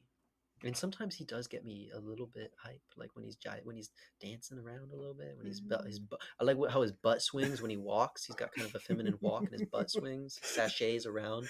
This is not a hear me out. That's not what I'm saying. Okay. I'm just saying it gets me joyful. Yeah, I feel I want to swing my butt around in a non-sexual manner. Get jolly. All right. Bethany, did you have any thoughts on Sid? Not anymore. No. Okay. No, like I've already shared some. I don't have any more. Yeah. The baby is a cute little plot device. Yeah. I think he's really cute. Yeah. Very, very cute baby. Mm-hmm. No real direct agency, but through his presence changes everyone around him. Ooh, I love spirit. how like this is the most chill baby to have ever existed. yeah. Like fine with everything, just laughs when anything happens. Yeah. Which goes back to the baby Jesus thing. Not that is a thing that is known about Jesus. Like that isn't biblical necessarily, but often in portrayals, it's like yes, right. He's like he never cried. He's the perfect child. Yes, yeah. I like to imagine that Jesus was a handful. That's my Jesus. He was a little brat. The baby has that one crying scene. Right. Yeah, and then they feed him the milk. He's good for the next 30 hours. Yeah, however long this journey is. Right, yeah. Traveling through the snow. Yeah, the Sabertooth Pack, I think they are fine as villains, but I think it's kind of a missed chance to explore the drama of Diego turning against his pack. Right. It was reminding me of a film that I watched recently, an animated film. I think it's called One Stormy Night. I don't know. It's an anime, and I think the only versions of it are like fan translations, so I don't know that it has an English. Oh, just Stormy Night, which is about a wolf who becomes friends with a goat, although it is ambiguously more than just friends. And so the whole thing though is the drama of like the wolf turning against his pack and like what that means. Then there's also a lot of like the wolf is still like wants to eat the goat even though they're friends. Then there's drama there. Very Twilight. Well, yeah, I was gonna say that's sexy. Yeah.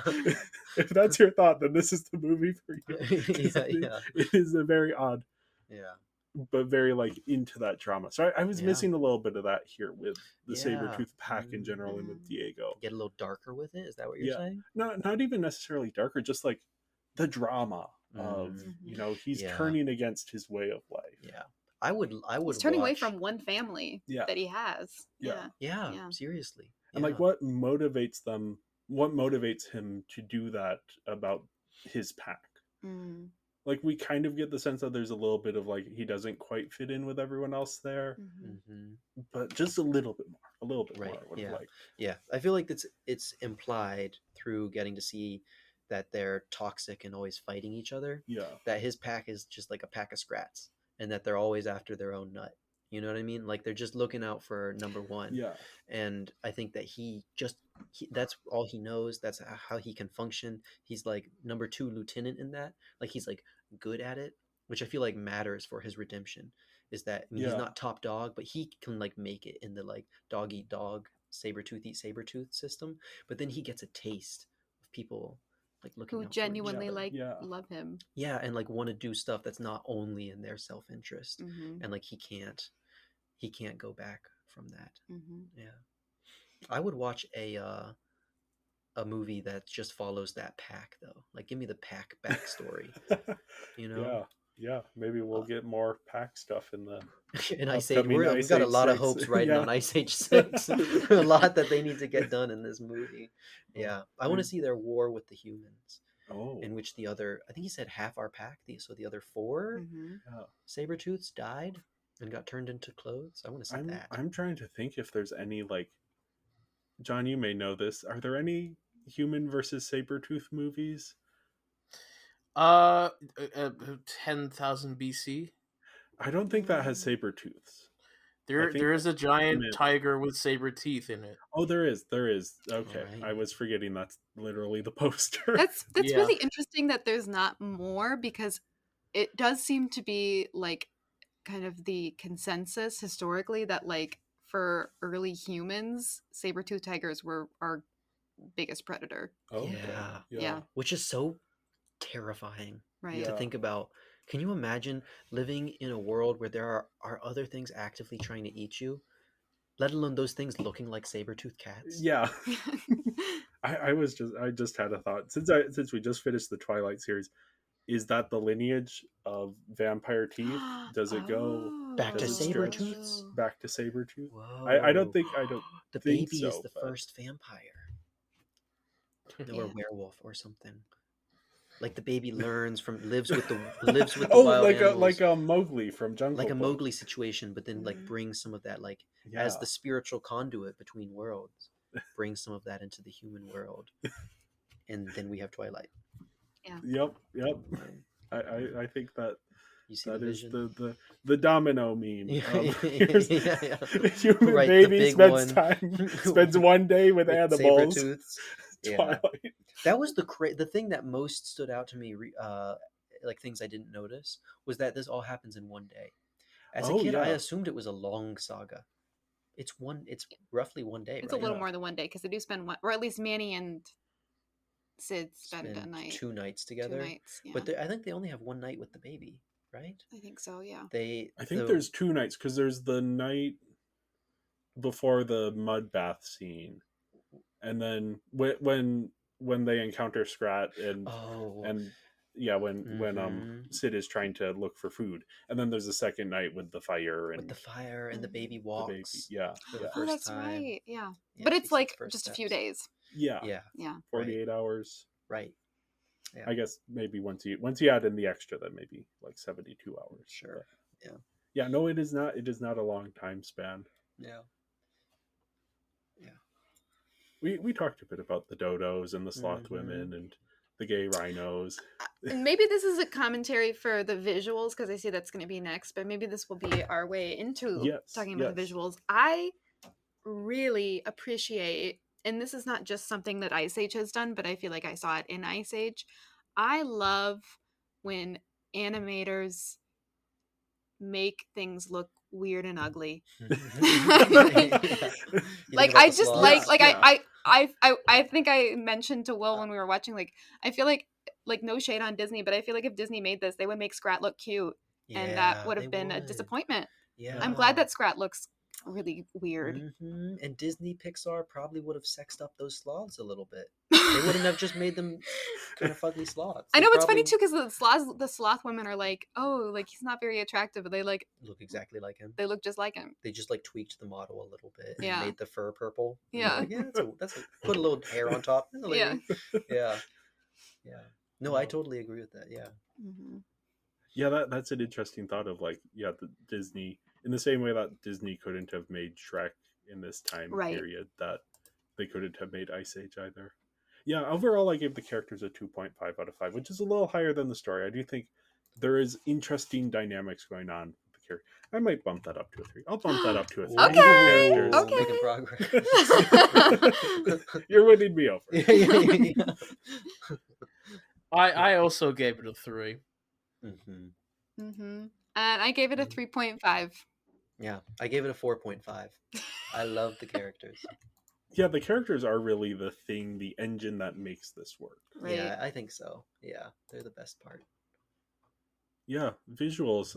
This is John and I have talked about a lot of animated films from this time. The Barbie movies, lower budget, but you can definitely, even with this, with a higher budget, you can tell that this was made early days of CG animation. Yeah. Right. Yeah. Right. Yeah. Something Oh, go ahead.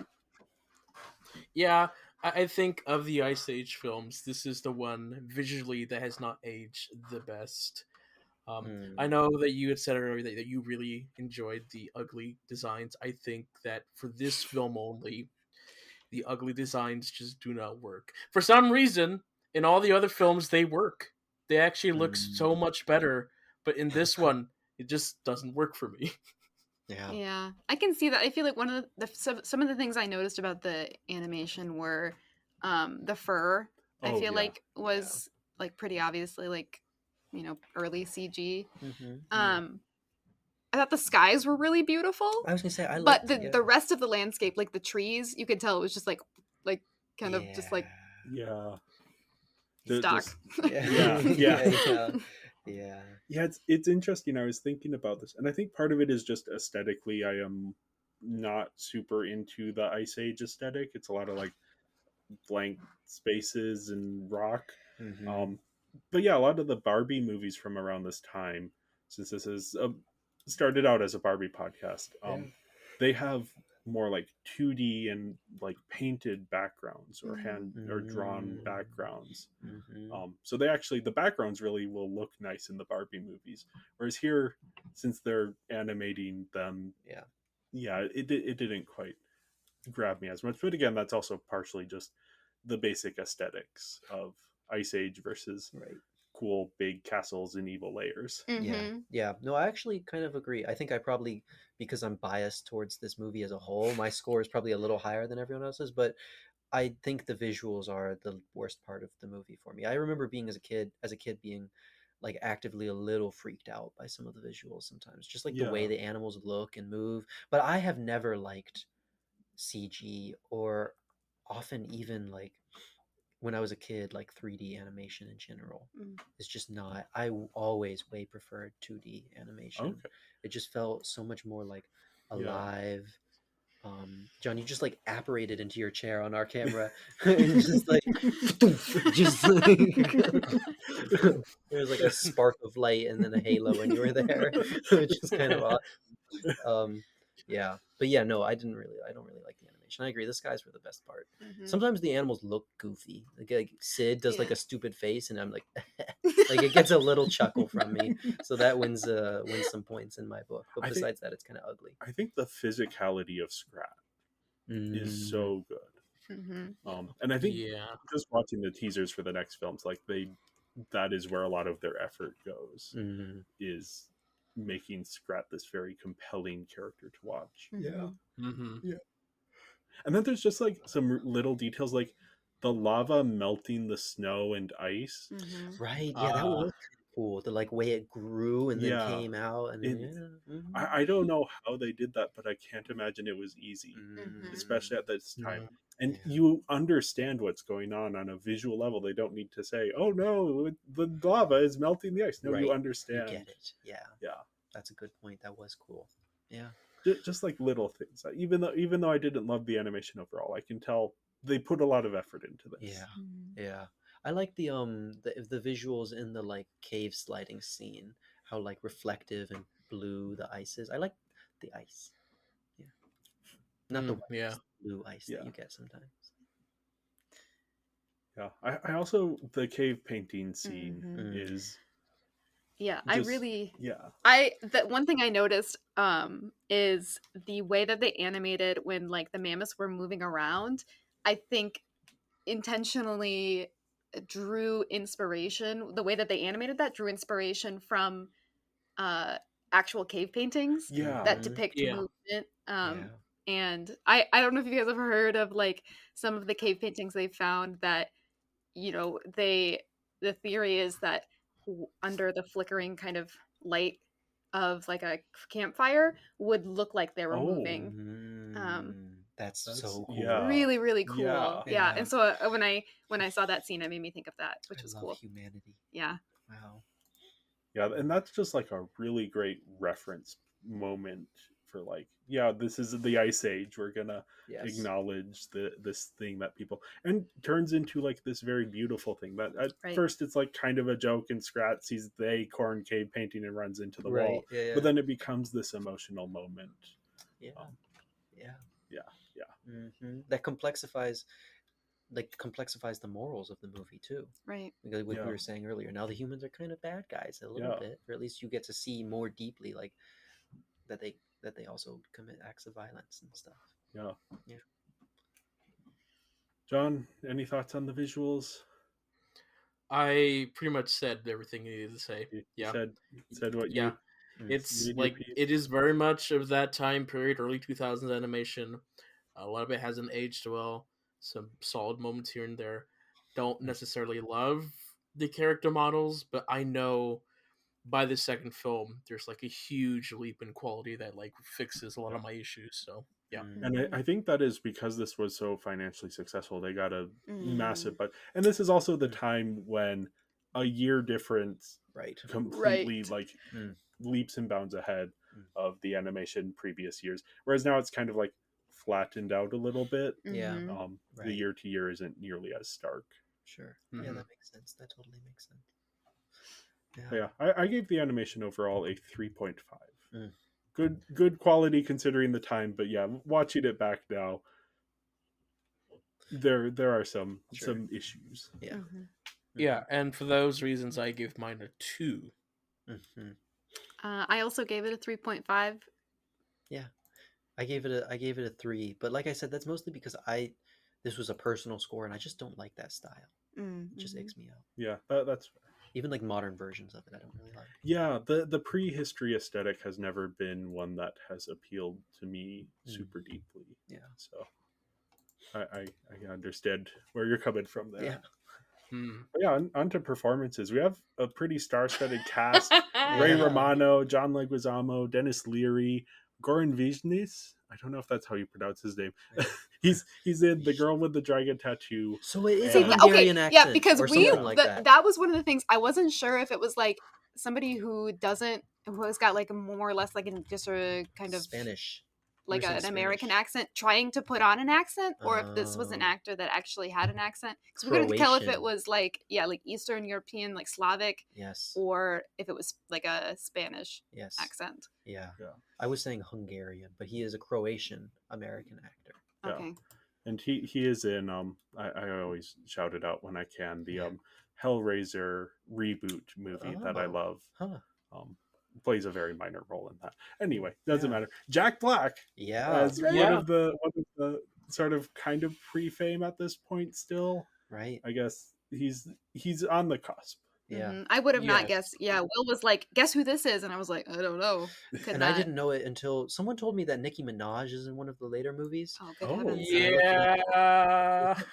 I didn't. Oh, okay. I guess you were referencing rapping, so maybe they got her. I would listen to a Nicki Minaj. I always Nicki fuck up her name. Minaj. Yeah, Nicki Minaj. Ice Age album. But I didn't know Jack Black was the voice actor my whole life until I looked it up a few days ago. Yeah. To see the cast. Yeah, a whole lot of people. Cedric the Entertainer, Stephen Root, always fun to hear him. Wait, Dietrich who's Bader. Frank? Frank is one of the gay rhinos. Oh, and whose Yeah. father's hurt? I do not know. Okay. I think no, I think like that was at the beginning of the film where like one of the fathers is like, "Kids, get off of the oil or something." Oh, sure. Yeah. That strange creature. We also Alan have Alan Tudyk. Tudyk. Yeah. Mm. He's a funny guy. Lenny, is that Chris the other rhino? Wedge, the director, as Scrat. Oh, that's no, cool. the other rhino is. He's in there just like grunting into the microphone.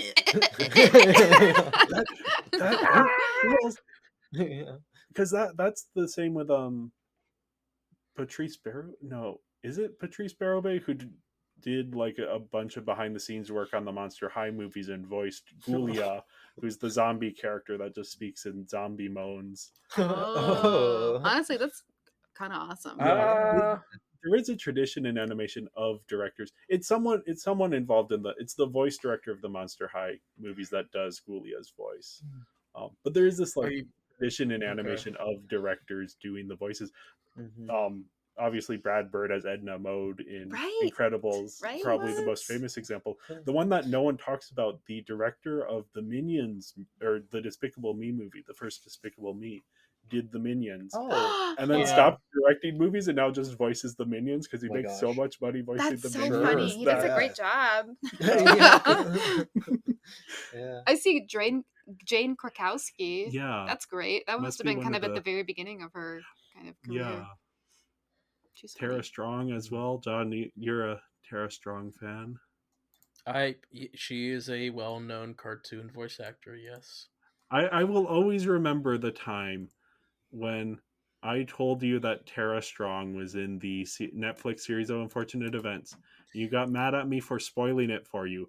And I was like, she plays the baby, and you told me that you recognized her baby sounds. So I can definitely now see Ice Age. I'm like, okay, yeah, I can see where you're coming from there. I don't know Cedric the Entertainer. That's a crazy name, though. I love it. Yeah, he's in First Reformed, I think, the Paul Schrader film, I believe. That he's like a stand-up comedian, I believe, but he does. Oh, he's in Madagascar. I may be speaking out of turn when I say that he's in First Reformed, but I'm like, so Charlotte's Web. Wait, what? I saw that at the top. Golly, he's the goose. Oh my gosh. Madagascar. What a legacy. Oh, First Reformed, sure enough. I don't know that movie. We should watch it sometime. Yeah. Paul Schrader. Yeah, good voice cast. Yeah, I mean, you said earlier, like, I don't remember how you phrased it, but that this, like, story is really carried by the characters. And I would say that the characters are really carried by their voice actors. Right. Yes. Yeah.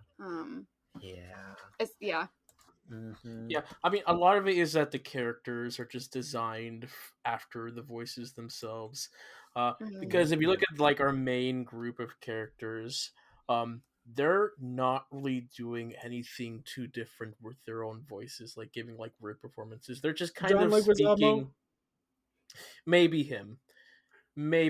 He's being more exaggerated for the character, but stuff like Dennis Leary, he just sounds like Dennis Leary, and he's only going to sound like Dennis Leary for the rest of the series.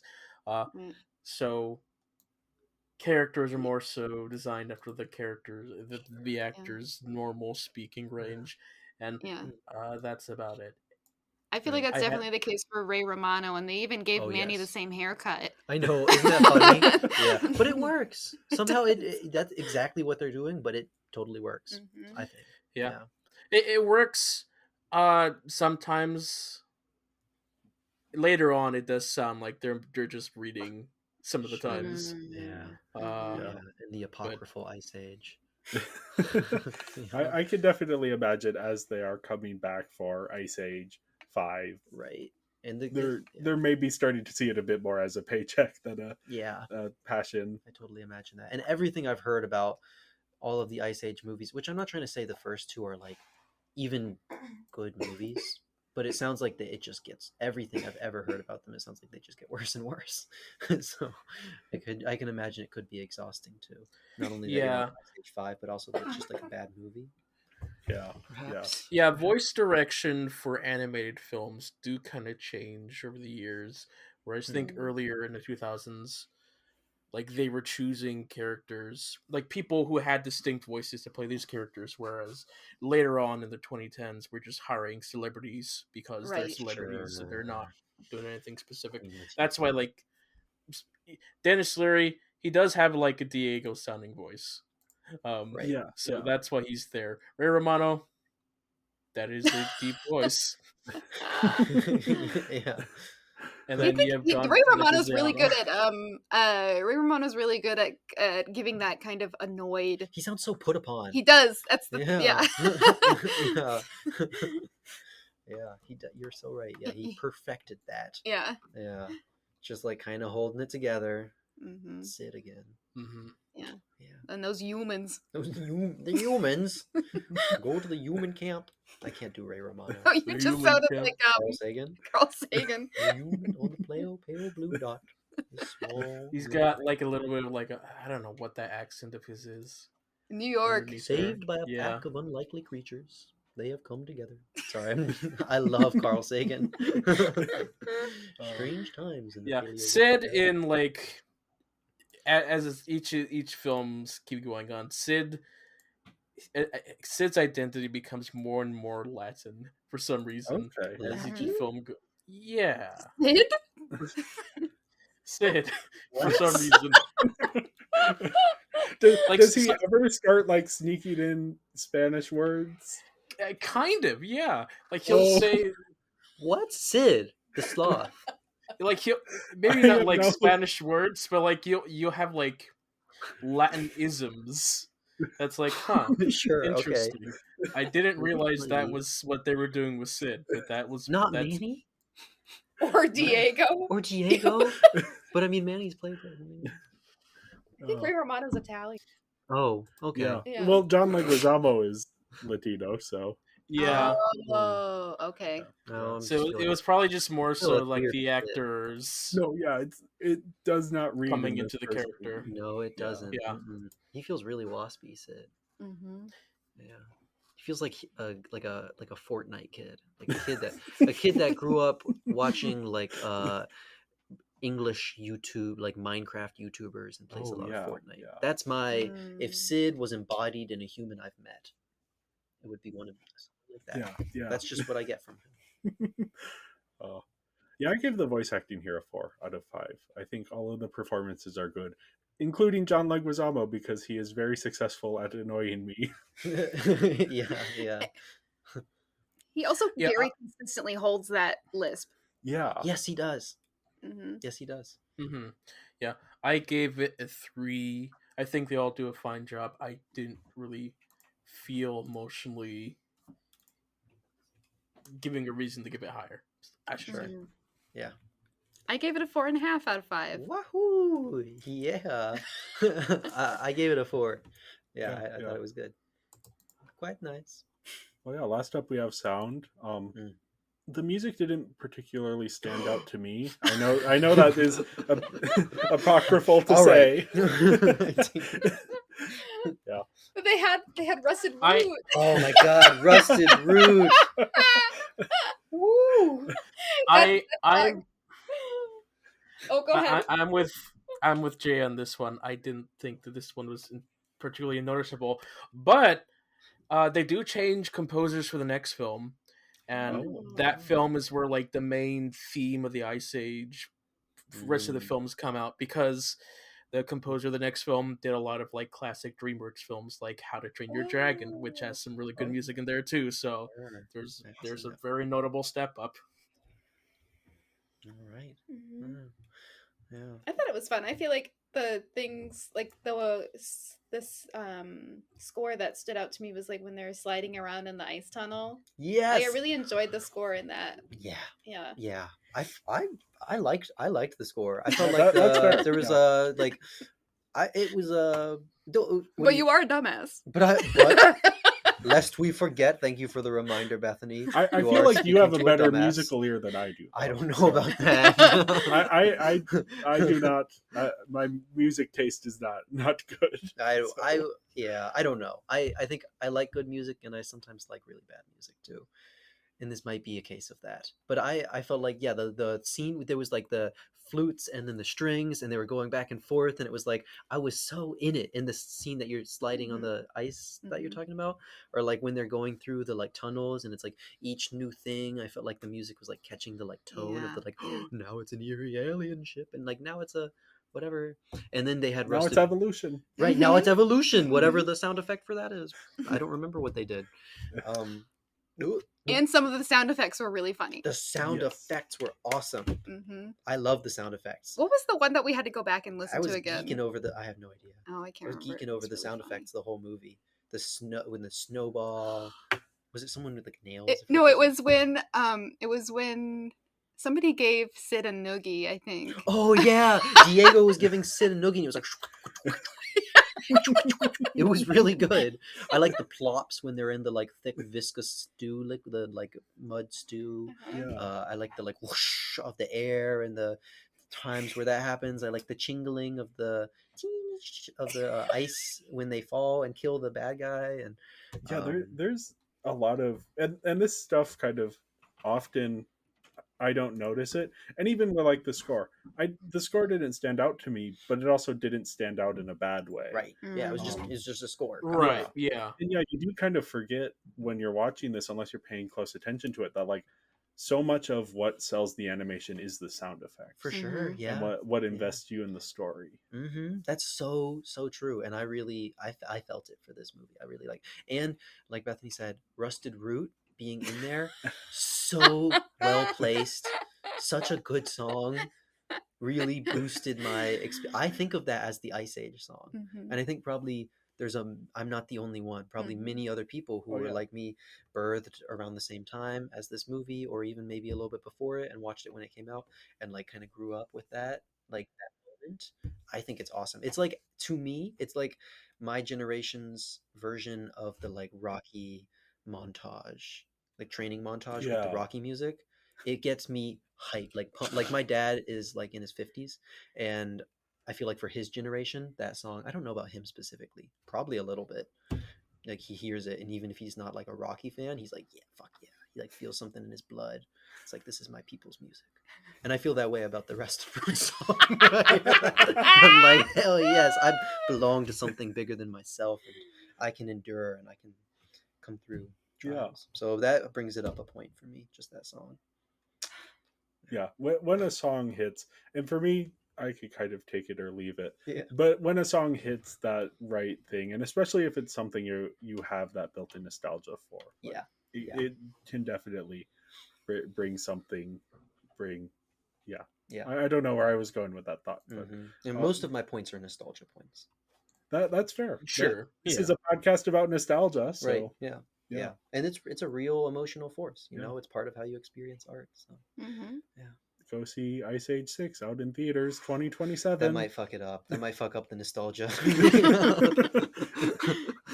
Along with Shrek 5 and Toy Story 5.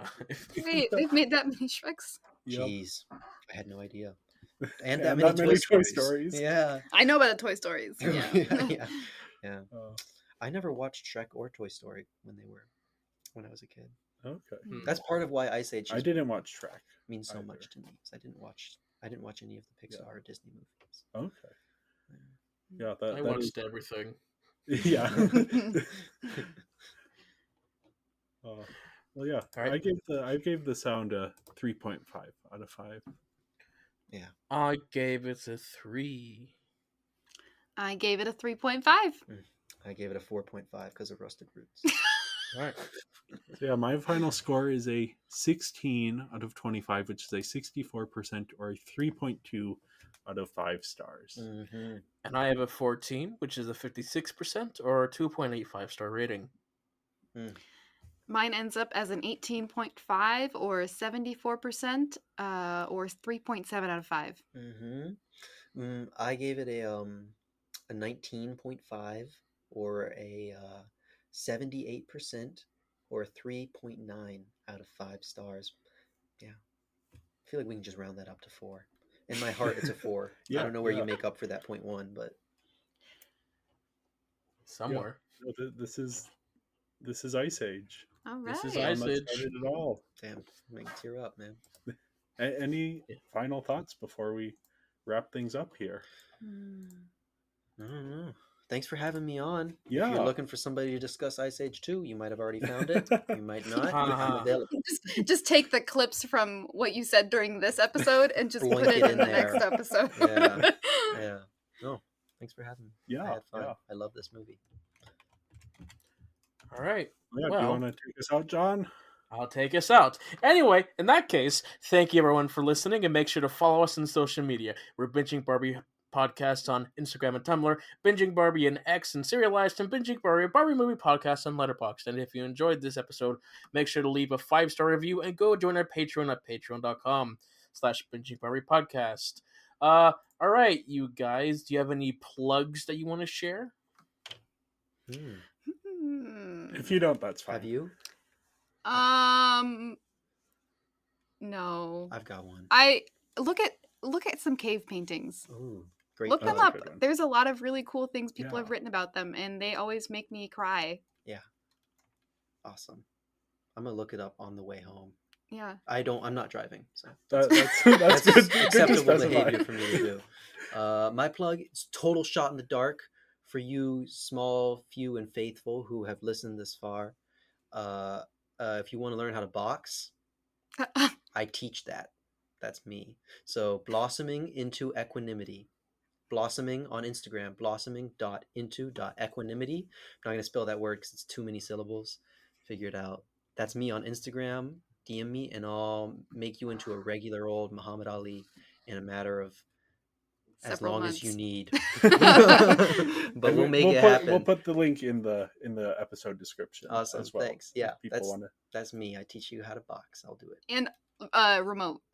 Yeah, remote. If you live in the Grand Rapids area, it doesn't have to be remote, but I do it remote also. So, yeah, cool. That's all. All right. Well, with that, we'll be back next week to talk about Ice Age: The Meltdown. And until then, do you know what I could go for? A global warming. Nice. Good one. Call back. All right. Bye, Barbie. Bye, Bye, Barbie. Barbie. Lean on in here. My shiny ass head.